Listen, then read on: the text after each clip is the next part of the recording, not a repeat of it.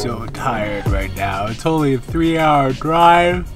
I gotta pull over and take a nap. Minneapolis, you're gonna have to wait. It's amazing what a little rest, rock star, and crack could do. I'm just kidding about the rock star. So the only things I know about Minnesota are 10,000 lakes. Look at this thing. Look at this thing. Ooh. Okay, so I'm actually editing this video right now, and I think it needs more of an intro. Minnesota has so much to see, but there's a lot of footage that's ending up on the cutting room floor. Why? I've said before that people make the town. And on this road trip, this was the first time I actually actively sought out unique and interesting people. I put it out there and the universe delivered big time. You're gonna meet Tara the Potter, Sara the Parapsychology researcher, Laura from the Herbivorous Butcher, and Alan, the artist and owner of House of Balls. Okay, now back to the vlog. I wanted to take a look at the sculpture garden and see the cherry spoon, so mission accomplished. Unfortunately, I couldn't show you the inside of Paisley Park, guys, as security's pretty tight, no photos, no cameras, they lock up your phone. I was able to book a tour at the Orfield Laboratories to check out twice Guinness Book of World Records named World's Quietest Room. I'm super excited, are you? Are you? Oh, is this the room? The room? Now it's the room. I like that. Listen, so this is an anechoic chamber, anti-echo. I do a lot of medical device testing. I've had the Minneapolis SWAT team in here testing rifles. We want to measure a device, we want to measure just the device. I had a gentleman fly in from New York, wanted to get away from the city noise. Came, sat in here for 2 hours, flew back to New York. They're about to leave us in the room for like 15 minutes and then shut off the lights. Whoa. It's pretty creepy in here with the lights off. Tara's doing well. I'm on the verge of freak out. Okay. Bye-bye, quiet room.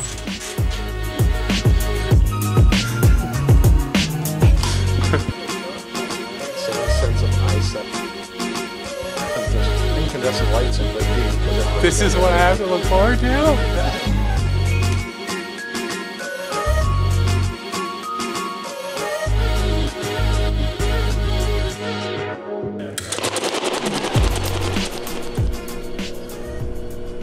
My name's Tara. I'm a nomad, a yogi, and I'm a potter. Essentially, I just like to play with mud. You have to be kind of crazy to be a potter. Wellness has become a big part of my life. If I'm not in a good place, mentally or physically, if I'm not taking care of myself and I show up to my wheel, everything I make is like just lacking that soul. And it's been a journey learning about the creative process. Coming to the wheel with that intention of creating to sell, taken a huge toll on my product. When I come to the wheel with just joy and I'm just like excited and I'm there to have the experience of making the pot, I can create some beautiful things. There's one experience I had where I had this mug that I loved. I'm gonna make 20 more of these and I gotta get this done today. Everything was crap. Like I couldn't get it to be the same as the first pot. What I need to do is I need to put myself in the emotional place that I was when I created the first pot in order to have the same product.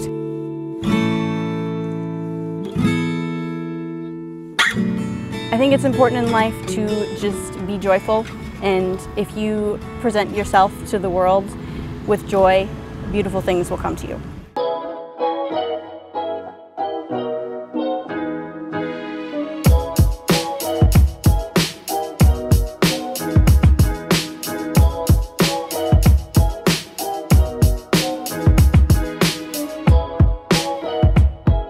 Vanzandt. I am the Marketing Communications Coordinator for the Herbivorous Butcher. We are an all-vegan butcher shop located in Minneapolis, Minnesota, and we serve a really good purpose because there are a lot of people that are becoming more aware of how factory farming is affecting the environment these days and how meat and dairy are affecting their health, and so they're just trying to cut back. One of our most popular products are our Korean ribs. They're definitely one of my favorites. People also really love the pastrami. And then as far as cheese goes, our smoked Gouda is a staff favorite. An interesting thing of note is that I got stopped by security. So I think my theory is one of three things. One, either this mall is just really tight on security. Two, this Rode Video Micro, as always, is giving me trouble because of the windscreen. Or three, I think I might look like a terrorist. So A, B, or C, or all of the above. Okay, so just randomly I found Nina's Grill, and I actually met Nina, and this is Miriam, yeah, waitress. Miriam and Nina from Russia. Yeah, we #1 restaurant in Burnsville for food and price on this food. Best in the metro area. What is this?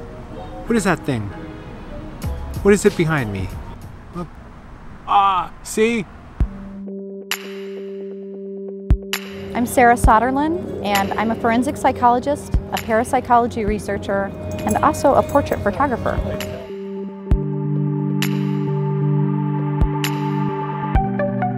I think a big part of the purpose for why I continue doing parapsychology research is the initial motivation of why I started it, which is you find yourself having these experiences or being haunted by strange phenomenon and you don't have anywhere to turn. So you're either going to be outcast by your support system or you're going to be accepted. And usually you're outcast, and so you're left with a really scary situation and no support system and no guidance. And if you go to the wrong person, you know, if you go to clergy, you might get an exorcism if you're lucky. If you go to the doctor, you might be put on medication that changes your life. If you go to the wrong person, you might be deemed crazy and your kid's taken away from you. It's some major life taboos and stigmas, and not a gray area option that's more like, we don't know, let's do some research. There was no avenue for that, and I thought there should be. Everyone has a continued fascination with spirituality and the paranormal because we're all going to die. And so what used to be obstacles where people were really scared and hesitant, as they approach death, as they age, they become more open-minded. Maybe it's wisdom, maturity, experience, fear, but they become more open to having experiences and talking about those experiences. And I hope that when I die, I'm excited about it and that I can help other people in that process be too. So, other than feeling seasick right now, I also feel really like muggy. This is probably the worst I've felt since North Carolina, Pinehurst.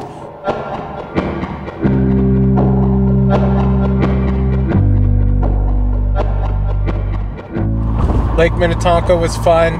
That's one lake, 9,999 more to go. I am compelled to visit and am here now at the House of Balls.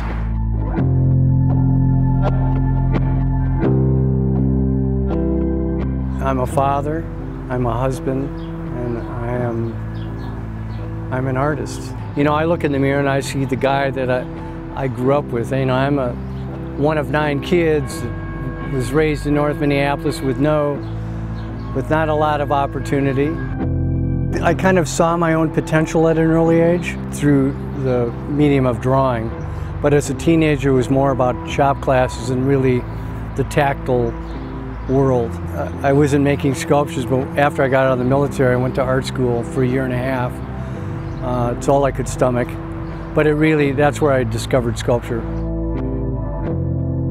The purpose of the House of Balls, for me on the social level, is for people to come in and leave thinking about their lives through different eyes. But you know, for some reason I always, you know, even just this week, I came out on a list of 90 weird weird is the key.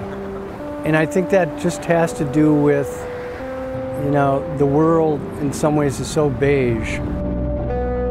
Being different can also be isolating. And it's not about being isolating, it's about understanding you're part of the same fabric. I like to call it a crazy quilt, you know, like everyone's got a patch, but we're all connected by these threads, and we're all one big quilt. Be aware of what's happening in this world and somehow find people that you can collaborate with and work with, and we're not all the same. It seems like there's an us and them. It is only us.